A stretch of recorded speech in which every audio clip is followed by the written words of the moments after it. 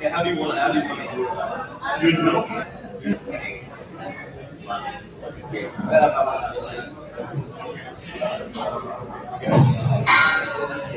That helps you focus. Yeah. You know we're live, right? I use puppets in most of my discussion. If you are running from the storm. Hey, Jose, do you have a link to that screen? I'm sure our national director questions will watch this. Yeah,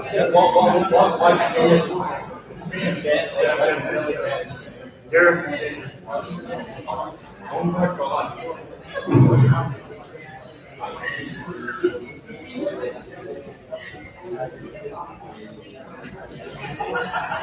Oh. Matter of fact, I'm going to make sure you message Roger too. Yeah. Hey, Raj. That's what you really just want to say. I will not bow to any of my sponsor.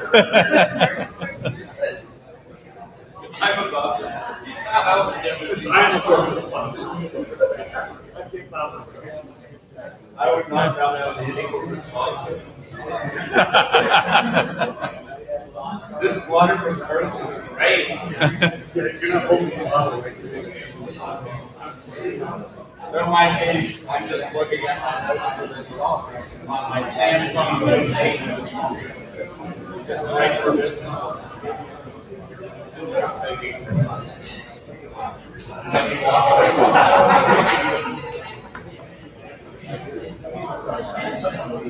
These are being recorded after, right? So we got- Yes. Actually, we can start.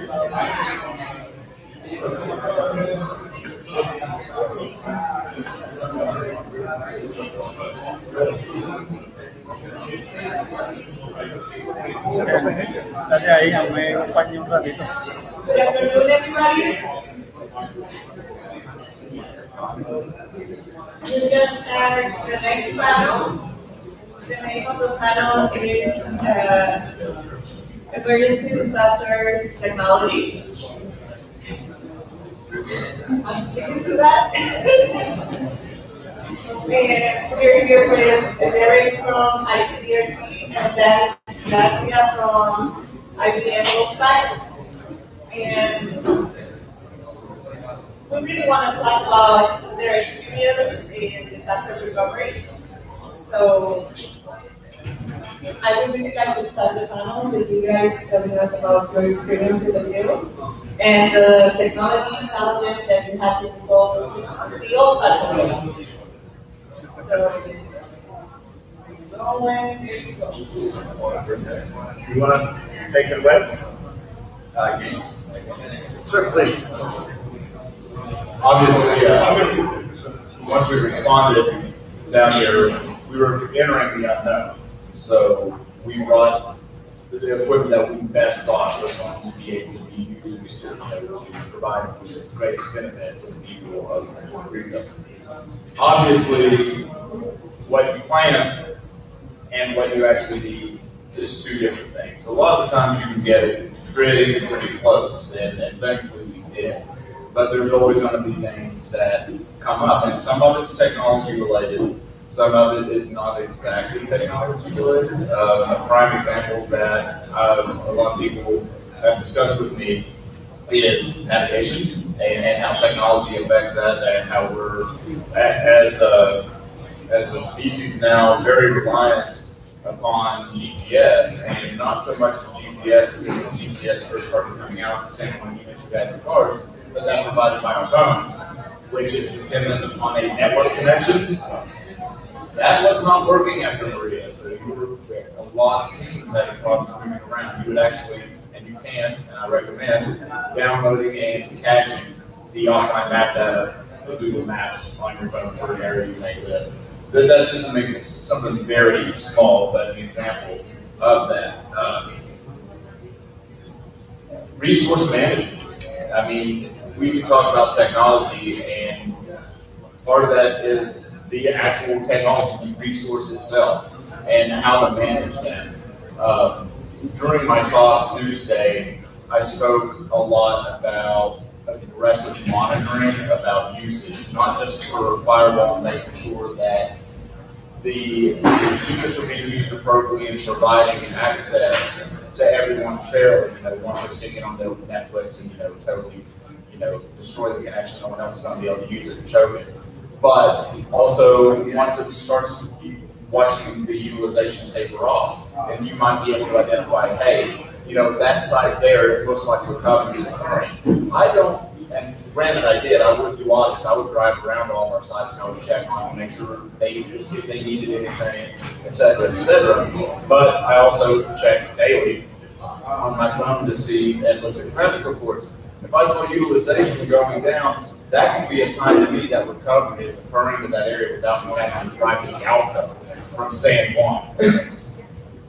So that wasn't something that we expected in the sense that getting those resources here is different than the responses we provided in the continental U.S. It's not driving a truck over here. So using technology that is the aggressive monitoring, not just for excessive usage, but also low usage, because that identifies sites where we can recover that equipment and then redeploy it to somewhere that needs it. We don't want to leave equipment somewhere where it's not being utilized for its maximum effect.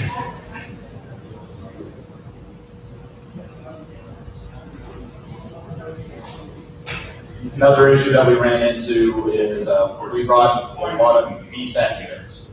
Because that always works. You ran it at the sky, you get it aligned, and then in this case, with Exo Star 19, you hit it, you're good. But something you don't take into account, what if you have an activation issue? The terminal won't activate, the service won't activate. Because even though we're using it for disaster response, it still is activated like a normal VSAT account. What if it fails to activate? What do we do at a normal site, when there's not disaster? You call up the provider and say, hey, this ain't working. I remember a time in Glen that wasn't happening. There was no phones. None at all. That's where you all saw the picture of me sitting on top of an SUV with a sat phone that was dead, plugged into the charger, stretched up to the top. So that was unforeseen. I mean, yeah, we train with our equipment, we set it up a million times, you think it's always going to go smooth. No, it's going to be where you don't have reception when the terminal will fail to activate, and you're going to find some alternative way. And luckily we had our cell phones with us on that. So, I mean, there's numerous challenges that we ran into, but that describes a few of them. We have a phrase in our organization, Semper Gumby, always flexible, because you're going to run into issues, and you're going to have to find ways to work around it. You have to be creative. Another thing that's knowing how your equipment works, like the actual technology, how it works, because again, resource management, if something breaks, you may not get it back down here in a timely manner. Or it could be something critical. You may have to know how to do actually component level repair to that equipment. It happens. So that would be a few things that I would probably propose. And can I ask you, you said you were monitoring the piece of the unit and also the one digital, but how long it took you guys to establish like a baseline and say, it's 100%? There was no like universal baseline that you could say, if a site was below this level, this is an indicator of recovery. Because different sites, different types of entities would utilize different amounts of data. So for example, it will take like 2 or 3 days to know how they were using it. So that's the thing that we do. We would normally look at, if there was a running period of 5 days, that's when we were going to start looking at it really close and seeing what kind of traffic is going. Because sometimes you'll see just really minor traffic, and it might be just some DNS queries before I block them, certain updates and things like that running in the background, and that can cause a little bit of traffic that may be misleading. But another thing that we look for also is the equipment being powered off. We can determine if the equipment's been powered off, or if, for instance, in some situations, we would have a routing and we have multiple Wi-Fi access points. And we can tell, and those were cloud managed too, they were ruckus access points. And we would look at the Ruckus Cloud Controller and be like, those APs are down. So that is, you know, they're doing some repaving in the building and making the router still hooked up and the VSAT still hooked up. But that's going to cause a cause for concern and want to investigate that a little bit further. And also, what else would matter is if it was the week of King's Day, everyone got an exemption there. I didn't expect to see a lot of traffic, and there wasn't. No, there wasn't a lot of traffic. No one was the distances. Yeah. You know, I don't even see a light on it, so I'm not sure. Yeah, I think the biggest, you know, when you look at the question of you know, what have I learned, what do I bring? And Derek and I were talking about that a little bit, because disasters are unique in their own way, but preparation for them is not. I mean, in the sense of things he was talking about. Where are you forward storing your equipment? You know, if a mesh network comes out of this, is it going to be one rugged enough that we want it up all the time and we're working on it? Or is it something we're going to store and pull out right after the storm? Is it something, you know, things like that? And interestingly, in talking about preparing it, the three of us were talking, and, you know, a Cat 5 came through, right? And so we're all looking and we're all thinking about, okay, so however we did it, we survived, and I say we, all of you survived that here on the ground. And one of the things that I've noticed that has happened, and I'm not sure is really being thought about here, which is a Cat 2 is going to hammer this island. A Cat 1, you know, could knock over trees and light poles and things today. So I think when you're thinking about planning everything from where you're stockpiling the food and water, where your mesh nets are going, what your electrical problems are going to be, don't get fooled by, you know, by a weather report, right? Having, you know, there's that false sense of security behind.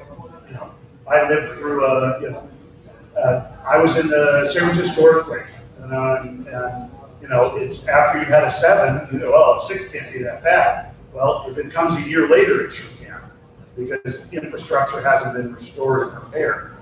And so I think that's a you know, big thing to be looking at here is not assuming that, you know, even the post you're thinking of nailing your antenna to is going to still be there after the storm.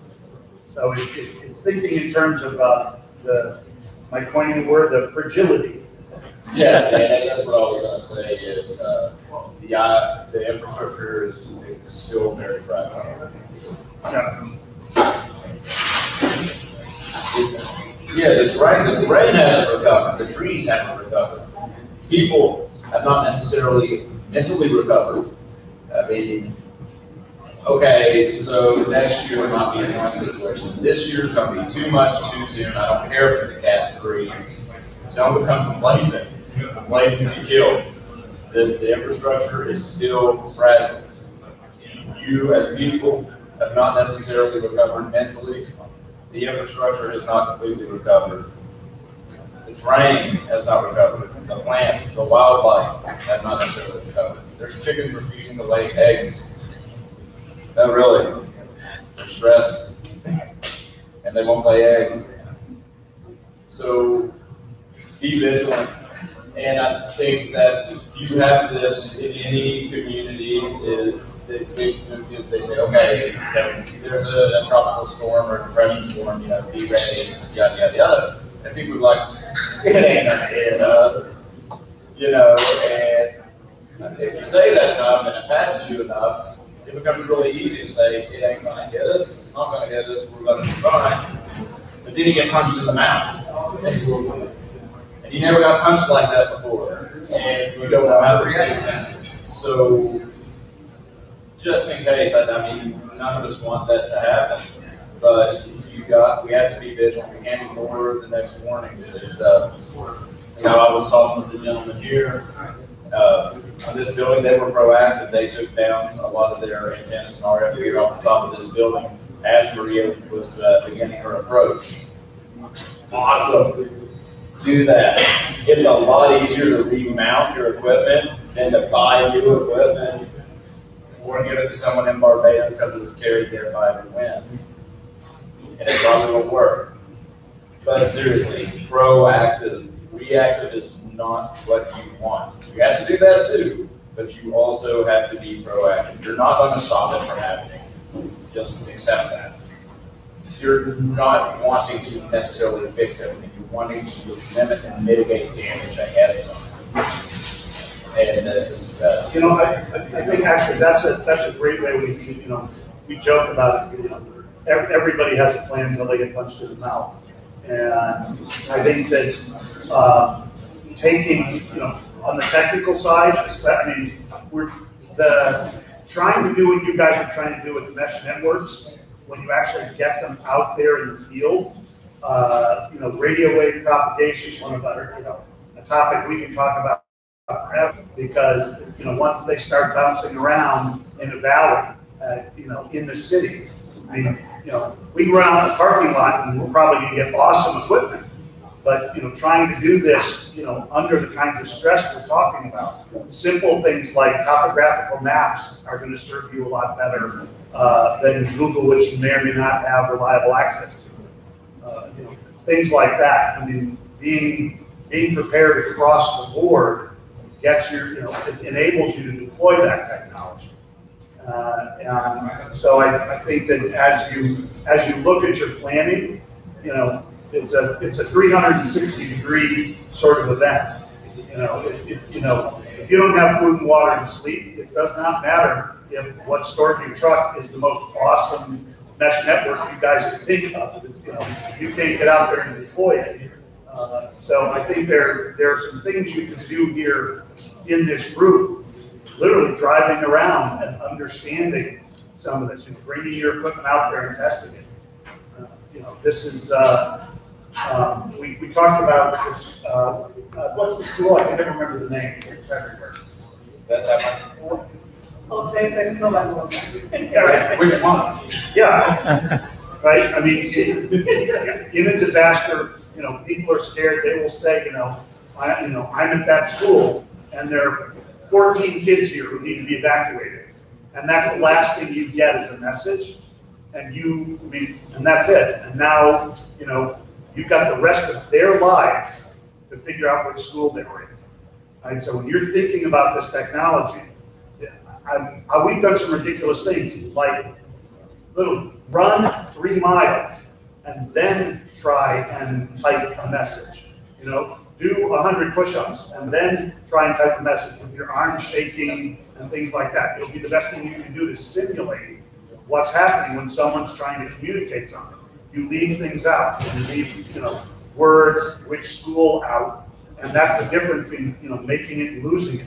So when you're thinking about the work you're doing here, what's the minimum amount of data I need, and how do I have the system somehow prompt the user, right? So that they can figure out, where are these 14 kids?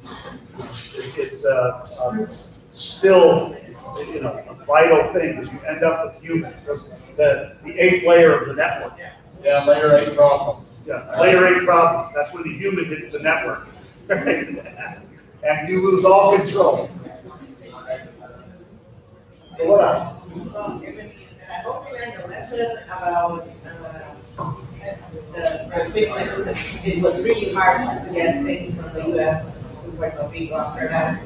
And we had some examples that we just tried to fly things over in charter flights with friends, because there was no way the USPS was going to deliver something. Actually, you know what? Coming from IBM, the phrase, it's a moonshot. Okay, right? When we talk about a moonshot, right, it's like once that thing leaves the pad, hey, what? You forgot. There's no forgetting, right? These days, sure, maybe we can, send them a patch, but that often, right, can cause as many problems as it solves. You have to look at island emergency defense as a moonshot. It's what you have here on this island.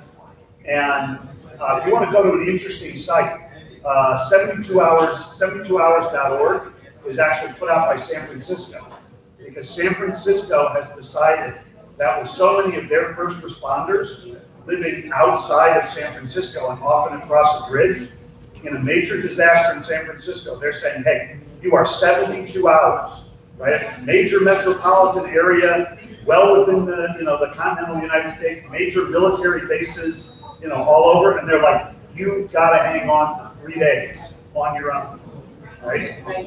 Right here, we changed it to 10 days. Yeah.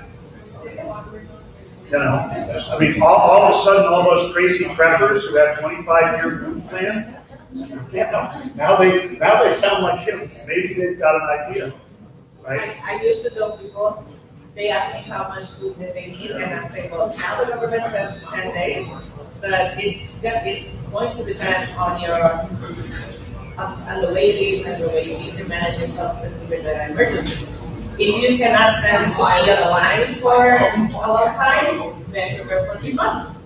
And you won't have to make a line, you won't have to suffer that. And that's not just, also, as you said, if you don't like being in a line, take into consideration your physical abilities on whether or not you can physically stay in line. Or not necessarily if you can't physically stay in line, if you have your own children. Because that would be really cool. It's sitting in a line for 5 hours with let's say a 3 and a 5-year-old who happen to go at each other's throats all the time under the sun. You might want to pack more food. I mean, the other one is community, right? I mean, we're talking about in the mesh nets we're looking at here. Can we do some sort of local hub in the community and things like that? How do we share that sort of thing? I have probably 3 months of food in my house, and I don't expect to have to eat it. I expect that my neighbors don't have it, and I would rather not have that fight. I'd rather invite them in and try and hold them off. And the same thing is going to be true of your battery. The same thing is going to be true. Every piece of stuff you own is now a moonshot. Every piece of technology you have, every time I mean, somebody in this room walks up to me and says, "Listen, I need to tell my mom I'm okay, right? Or I need to. What am I going to do? Sorry, I've got to save that battery." You don't want to get involved in those conversations. When you guys take on building these networks, you are, whether you think it or not, taking on an obligation. Now, you just have to decide where you are, right? But I mean, when Derek pulls up and he's trying to put up a VSAT network, he's trying to figure it out, he's trying to align it. In the back of his mind somewhere is this goes wrong. He has no idea the cascading consequence of that failure. So that's why I like when you brought that, his test kit to inject, junk into your network, to inject latency, inject packet drops, things like that. It's just like boxing. Everything's great until you get punched in the mouth.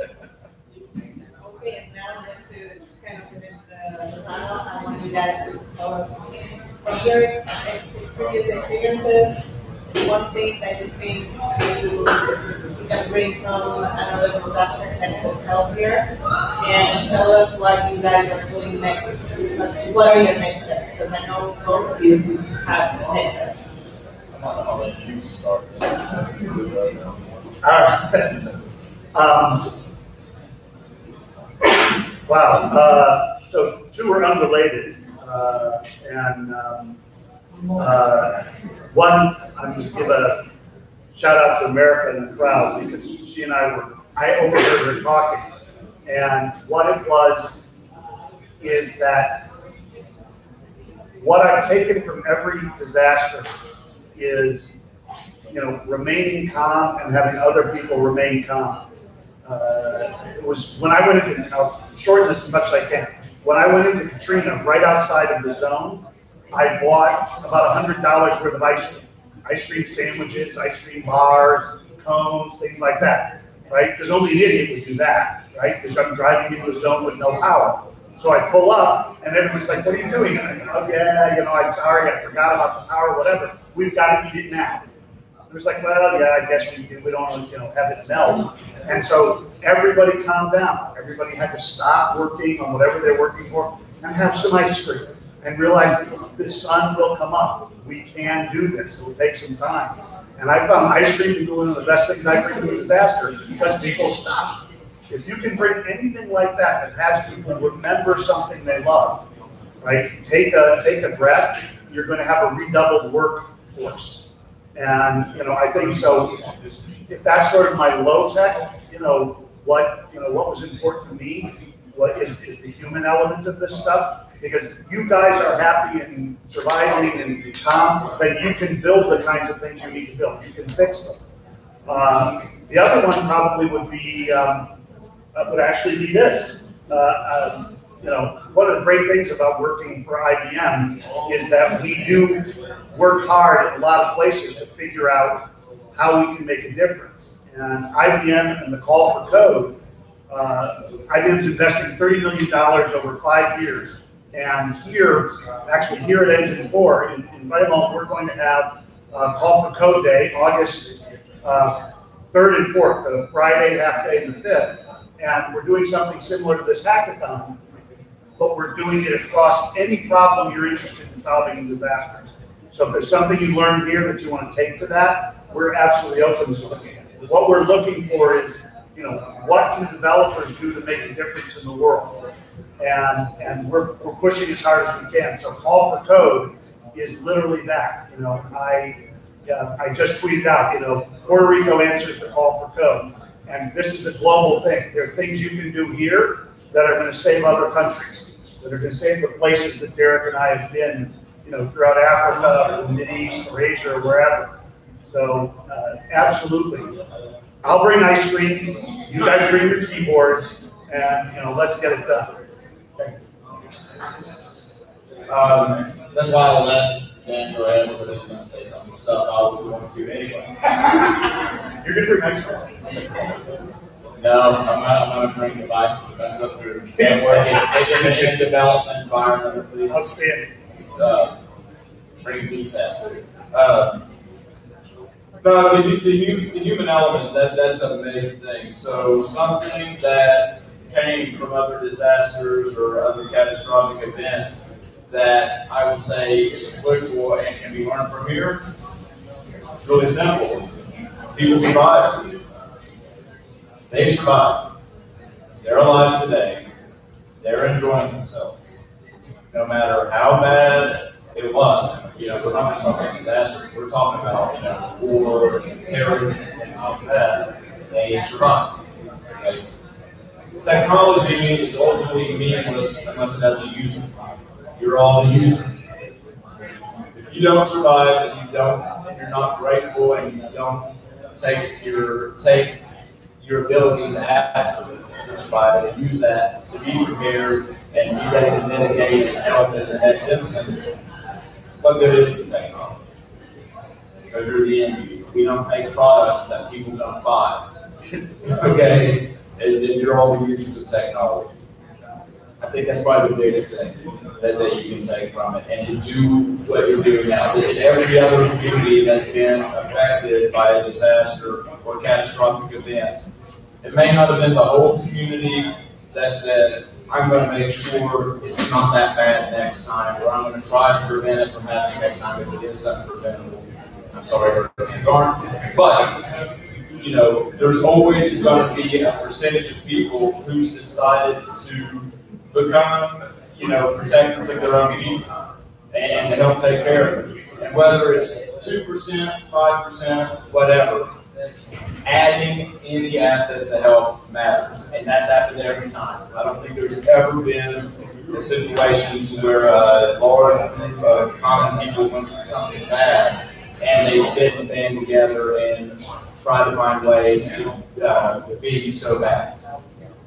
That's what you have to take away from this. I could tell you about different technological innovations, but guess what? Those change all the time. Let's say there's not another really, really bad hurricane for 5 years. Who remembers what phone they had about years ago? So I'm not going to tell you about specific technology that's been leveraged after, an incident. Because that can change. The one thing that's not going to change is the human spirit and being resilient. So, and kudos to everybody here, for taking that and putting that on the plate and doing it. You need to continue doing that. That's what I would say. So, oh yeah, what I'm doing now. Why am I still here? So I am here to continue to support sites that we have installed any backhauls at, and we also have sites where we provide hardware under because some sites did lose hardware due to physical damage, whether it be water, mechanical, etc. But the ultimate reason that I'm here is that I'm going to stick through this hurricane season with everyone. I'm here to, we talked about the logistics issue earlier. So it doesn't make sense for me to recover all the equipment that our teams have deployed and ship it back. It makes no sense to do it. So what better idea than to recover that equipment and have strategic stockpiles throughout the island. I won't say exact locations, but the East Coast, the interior mountains, and the West Coast. So I have been working on making sure those strategic locations are stocked and ready in the event of anything happening, and forming relationships with people like you all and other entities, in the government, schools, and just the community in general, and working on Spanish. Because that's another thing you should cash offline if you can't speak Spanish well, is the language pack that Google Translate. I'd also suggest doing that. But, so if anything does happen, we're going to have those assets here. I'm going to be here as the hurricane, if a hurricane's bearing down, I'm not going to get on a plane and hightail it out of here. I'm going to brace for impact in my hole up in the mountains. Let it do its thing, come out, and I'll start immediately getting a hold of our headquarters in Texas and coordinating a response and getting everything out of the stockpile and start helping.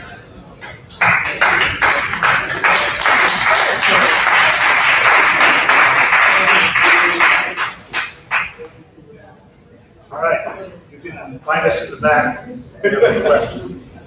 Sure.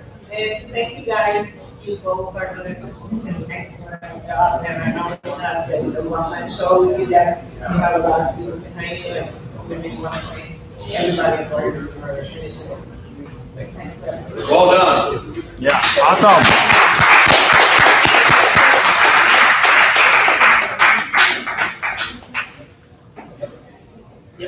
I was saying, you have to cut off the front part when I went and said, I got to go